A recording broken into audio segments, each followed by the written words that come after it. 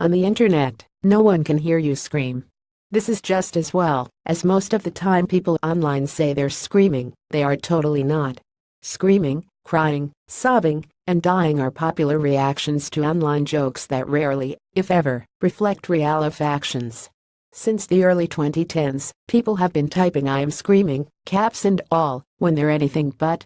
"I don't actually scream," explains Emilija Ilic, a 25-year-old from Serbia, who is just one of hundreds of Twitter users who use the slang on the site today. I asked her what she's actually doing when she types those words. "Whenever I type it, I do feel extremely excited, happy or hyper," she says. "It's more of an internal screaming." Why are we using such extreme words to represent our unextreme emotions? Since the start of online communication, various words and symbols have been developed to emulate real-life body language and facial expressions. LOL is arguably the most popular of these new online cues, yet as early as 2001 the eminent linguist David Crystal noted that people weren't usually laughing out loud when they typed those three letters. In 2017, when a friend sends us LOL, we don't imagine they are actually laughing. Perhaps screaming and crying have almost emerged as the new LOL. When someone writes LOL we assume they have a stony face, and when they write screaming we assume they have at least LOL'd. It's a process that is universal in language, which linguists call semantic inflation, explains Deborah Tannen, a professor of linguistics at Georgetown University and author of "You're the Only One I Can Tell." As words come to be used more and more, their meaning is bleached, and new words are adopted to capture the original strength. Those words, too, are weakened by use and replaced by new ones. Semantic inflation is an age-old phenomenon. Genius, literally, and epic are all words that have strayed from their original meaning. Naomi Barron, a professor of linguistics at American University, gives the example of awesome, which was originally used when something inspired genuine awe. Today we use it as a substitute for yes, she explains, so that when a friend asks us to meet for dinner at 6, we reply with the word.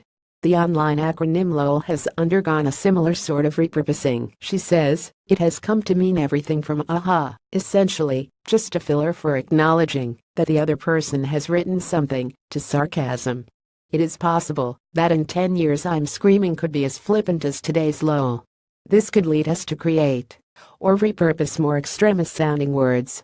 Dead or dying were once impactful words that are now used as online slang when someone is laughing or shocked, but they don't, spoiler alert, reflect the typist's actual state. Rather than assuming the dead and the screaming have bastardized language, however, we now have to accept that old words have new definitions. A person who types "I'm screaming" isn't screaming as we traditionally know it, but they still sort of are. Scream has a new meaning, even though the Oxford English Dictionary hasn't yet caught up. People get upset because they think words should mean what the dictionary says they mean, but dictionaries simply capture the meaning of words as people use them at a given time, says Tannen. Meaning comes from use, not dictionaries. People also get upset because they think words should continue to mean and to be used just as they did when we first learned them. Tannen herself views it more pragmatically. Emotional overtones in particular tend to weaken over time, so we need new ways to capture emotional impact. Emilija, the Twitter user who recently screamed on the site, agrees. It expresses emotions better than "I'm excited," she says. It's used only to describe a high level of excitement. If Edvard Munch's The Scream were painted today, the iconic artwork would be considerably different. The central figure's hands wouldn't be clasped on his cheeks, and his mouth would not be a wide and determined O. Instead, his expression and his hands would be flat. The orange glow of the sunset would be replaced by the white glow of a screen. His mouth would be closed. But he'd still be screaming.